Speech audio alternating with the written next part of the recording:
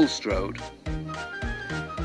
A few days later, Percy was shunting in the yard at Farquhar when the station master came up.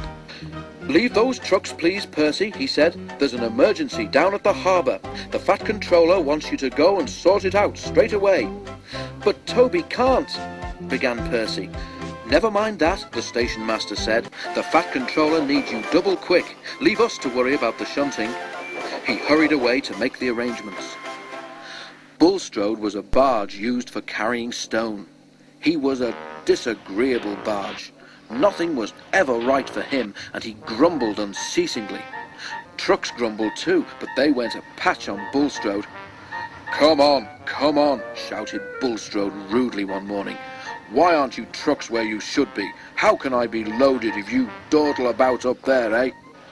"There's no engine, and we can only go where we're put," retorted the trucks crossly. "You're in the wrong place, not us." They argued for some time, but it made no difference.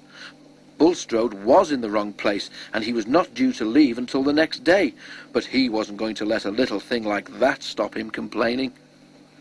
When Percy arrived, Bulstrode was sulking, and the trucks were annoyed with him. "Our stone is for Bulstrode," they said. "Please put us into the siding so that we can load him up and be rid of him as soon as possible." Percy pulled the trucks a little way up the hill, clear of the points. As he stopped, one of the truck's brakes slipped on.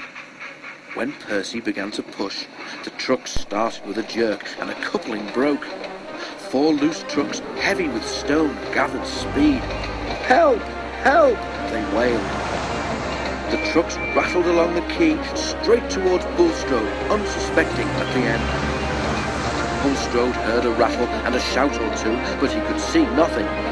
The first he knew of anything wrong was when 4 loaded stone trucks shot, one by one, off the end of the quay to bury themselves in his hole.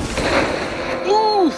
he exclaimed. But anything else was lost in a gurgle as the trucks burst a hole in his hull and water began to pour in. Bulstrode experienced an awful sinking feeling. "Save me," he spluttered. "I'm drowning." But Bulstrode didn't drown.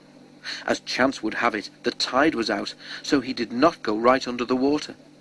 The trucks were upset at losing some of their friends, but were very little bothered about Bulstrode. "Nothing but a nuisance he was," they said to each other, "always barging in and moaning about not being loaded fast enough." They sniggered. This time he got his load faster than he bargained for. Serves him right, if you ask us. Percy was kept busy for some time afterwards clearing up the mess. When the remains of the trucks had been lifted out of the water, he took them to the scrapyard while workmen rescued what stone they could. As for Bulstrode, when everything else had been cleared, his remains were towed to a nearby beach where they could do no harm. Now children play happily among the wreckage. If Bulstrode is still grumbling, as I expect he is, the children take no notice.